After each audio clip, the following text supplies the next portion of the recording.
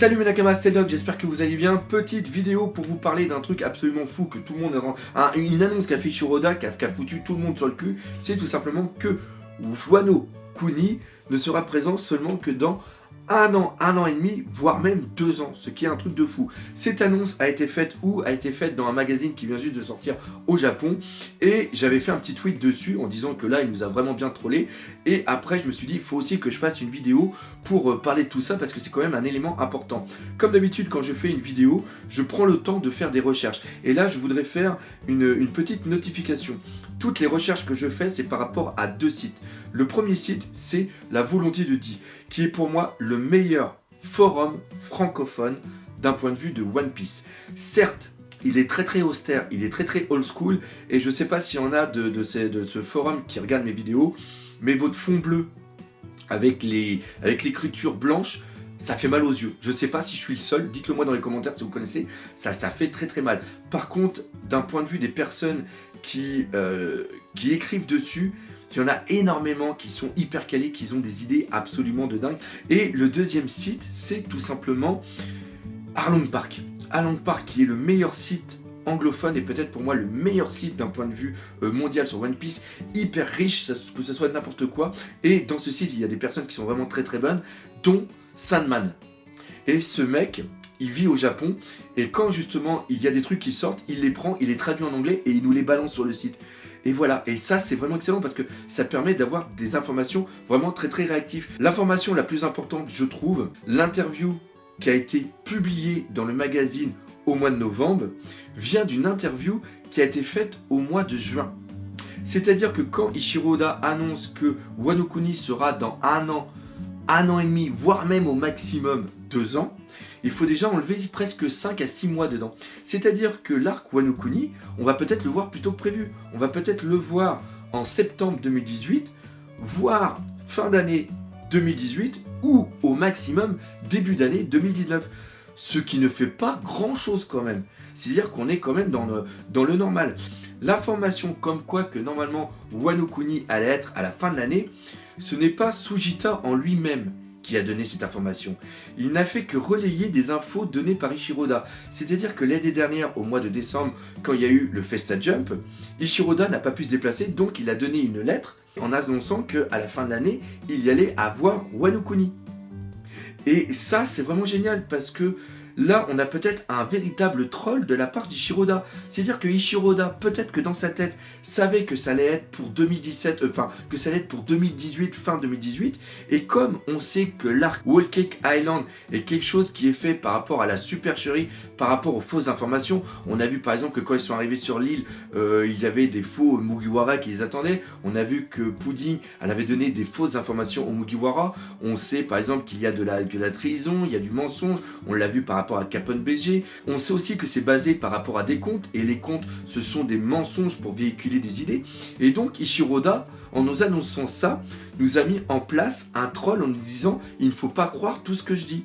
Eiichiro Oda doit lire beaucoup de forums en japonais et peut-être quelques-uns en anglais, donc je pense pas qu'il lise des trucs en français, ça c'est sûr et certain, et de toute façon je pense qu'il a absolument rien à foutre, et je pense aussi qu'il maîtrise peut-être pas très bien voire même pas du tout le français, voire même un tout petit peu l'anglais. Enfin bref, c'est une petite parenthèse. C'est vraiment génial de voir qu'il sait comment on réagit et qu'il se joue de nous, qu'il se joue de nos hypes. Et pour Sujita, qui est l'éditeur d'Eiichiro Oda, les seules choses qu'il y a à mettre à son crédit, c'est-à-dire que lui, il a dit durant des interviews pour justement, je les regarde là-bas parce qu'ils sont là-bas, pour annoncer les 20 ans de One Piece et aussi les magazines, lui, la seule chose qu'il a fait, c'est qu'il a dit que la fin de Toadland allait être un truc absolument de fou. Donc en un sens, vu que ça va être reporté, bah pourquoi pas. Et après il a annoncé aussi que Wano Kuni allait être quelque chose de terrible. Donc voilà, donc sur ces 2 choses, pour l'instant, ce qu'il a dit, c'est pas vérifié. Et si l'arc Whole Cake Island se termine d'une façon absolument géniale, eh bien l'éditeur n'a pas fait de mensonge. Donc en un sens, le mec, et puis en plus le mec, son rôle d'éditeur, c'est aussi de créer une hype pour que les gens qui achètent le Weekly Shonen Jump et après qui achètent les mangas soient toujours hypés et qui aient toujours envie d'avancer. Alors maintenant qu'on sait que Wano Kuni va s'arriver fin d'année, enfin milieu, fin d'année, voire même début d'année 2019, il est intéressant de savoir comment va être un petit peu le futur de l'arc Whole Cake Island et de savoir ce qui va se passer après. Il y a un truc qui est en place juste au milieu qui est tout simplement la rêverie, et pour moi la rêverie, pour ceux qui sont fans d'histoire, pour moi c'est les Balkans au niveau de One Piece. On y reviendra juste après. Cet arc Whole Cake Island, pour moi il va se terminer dans... allez, je dirais 15-20 chapitres. On a quoi à mettre en place? On a déjà la fuite de Luffy par rapport à Big Mom et tous les trucs qui peuvent arriver. On a le combat de Katakuri contre Luffy. Après, on va avoir Big Mom qui va manger le gâteau. Si ça se termine, c'est-à-dire si on prend un tome entier pour nous présenter la fin des combats et la mise out de Big Mom, il va y avoir après la fuite des Mugiwara et une certaine résolution. Donc ça va prendre encore 2-3 chapitres, et après on va avoir les conséquences de la fuite des Mugiwara par rapport à ce qui va se passer dans le monde. On va avoir aussi peut-être des informations sur les amiraux, on va avoir des informations peut-être par rapport à Doflamingo, on va avoir des informations peut-être aussi de Marco et Nekomamushi aussi. On a aussi des informations qui sont très importantes par rapport à Zou. Est-ce qu'ils vont savoir qui est le traître qui a donné la position de Zou à Kaido, qui après a transmis la vive carte à Jack? Donc ça c'est aussi la récupération de Jack, qui est une annonce aussi par rapport à Wano Kuni. Il y a énormément d'informations qui vont être là. Après le pire, ça va être tout simplement la rêverie. La rêverie, je vous ai dit que c'était les Balkans de One Piece. Les Balkans, c'était la poudrière. C'est à partir de là qu'a été déclenchée la Première Guerre mondiale. Et les effets de la Première Guerre mondiale ont été les conducteurs qui ont enclenché la Seconde Guerre mondiale. Et là, il faut savoir qu'au niveau du gouvernement, il va y avoir deux parties. Il va y avoir une première partie qui va être pro-gouvernement mondial, avec par exemple le frère de Sabo, dont je ne me rappelle plus le nom, Stacy, je crois que c'est comme ça, qui est le roi de Goa. Il y en a aussi d'autres qu'on a vus qui sont sûrement pro-gouvernement mondial, et après on a ceux qui sont contre le gouvernement mondial, ou qui se posent des questions sur les agissements du gouvernement mondial. Là on a par exemple Cobra, le roi d'Alabasta, qui va poser des questions sur les poneglyphes. On a Shirahoshi qui va être là, et qui va peut-être annoncer qu'elle est Pluton, si on commence à parler un petit peu des poneglyphes. On a aussi Dressrosa, qui a été libéré par les Mugiwara et qui était sous le joug de Doflamingo, qui était un Shichibukai et qui était sous les régies du gouvernement mondial. On a aussi Drum qui va être là, qui est du côté des Mugiwara, et on a Black Drum avec le retour de Wapple. Donc ça peut faire vraiment une grosse merde. Et ce qui est vraiment le plus important ici, c'est que on va aussi parler des Shichibukai, c'est-à-dire que quand on va dire que Doflamingo c'était un gros enculé et qu'il avait mis une population totalement en esclavage, ça va peut-être mettre en place le fait qu'il va y avoir la destruction des Shichibukai. Chose qui avait été annoncée par Fujitora. C'est ces choses qu'il avait dit. Peut-être que le gouvernement mondial va être aussi, d'un point de vue, annoncer le changement. Et le plus important, c'est qu'à une rêverie, il y avait eu l'annonce de Dragon. Et comme là, Dragon a été paniqué, mais il y a eu un problème avec Barbe Noire, et qu'après, le gouvernement mondial est venu avec le CP, peut-être que Dragon va intervenir au niveau de la rêverie. De plus que là, dans un magazine, on a eu une information d'une image qui est par rapport à un jeu vidéo où on voit Marie-Joa en feu avec une silhouette. Est-ce que la silhouette c'est Dragon? C'est-à-dire qu'il y a plein de choses qui sont en train de se mettre en place. Et on sait que Ishiroda aime bien mettre en place beaucoup de flashbacks, il aime beaucoup utiliser narration. C'est-à-dire que là, il y a vraiment un gros truc il y a beaucoup de choses qui vont se passer avant que Wano Kuni arrive.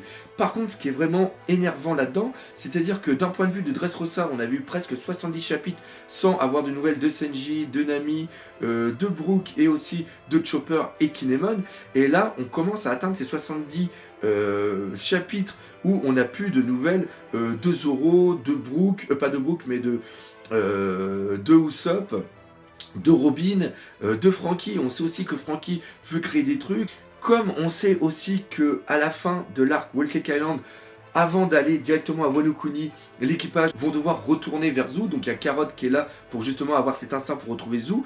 Ils doivent aller retrouver aussi Robin, je crois qu'il est resté, et aussi Franky qui va faire quelques petites modifications. Peut-être que Nekomamushi va revenir aussi avec Marco. Il ne faut pas oublier aussi Webble. Enfin vous voyez, encore une fois, il y a plusieurs éléments qui sont mis en place, qui vont se retrouver en un seul endroit. Et le fait qu'on ait encore 6 mois à 1 an, c'est parfaitement faisable. Il y a aussi les pauses qui vont être là.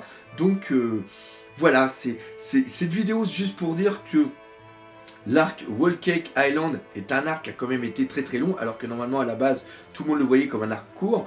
On a encore l'arrivée, on a encore pas mal de choses, et cette hype qu'il y a au niveau de Wano Kuni est toujours en train de monter, parce qu'on sait que ça va arriver. Et ce qui est vraiment chiant pour la plupart des personnes qui regardent mes vidéos, et un petit peu moi-même aussi, c'est qu'on veut des nouvelles de Zoro. Est-ce qu'on aura des nouvelles de Zoro avant Wano Kuni? Personnellement, je ne pense pas.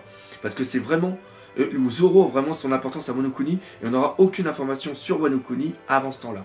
Et peut-être qu'il y aura un petit flashback qui sera mis en place juste avant. Et oui aussi, ce que j'ai oublié de dire, c'est qu'il y a Ace qui va être introduit. Ace introduit bien sûr par rapport à des flashbacks, parce que Eiichiro Oda dans l'interview a dit qu'il aimait bien mettre en place beaucoup de flashbacks, chose qui n'est pas fait dans d'autres mangas. On sait que justement il y avait un lien par rapport au chapeau qu'il avait fait à Oz, il avait appris ce chapeau au pays de Wa. On sait que les Dee ont quand même un lien, parce qu'on sait que Goldie Roger y avait été. Il y a aussi Nekomamushi Inuarashi avec le père de Momonosuke.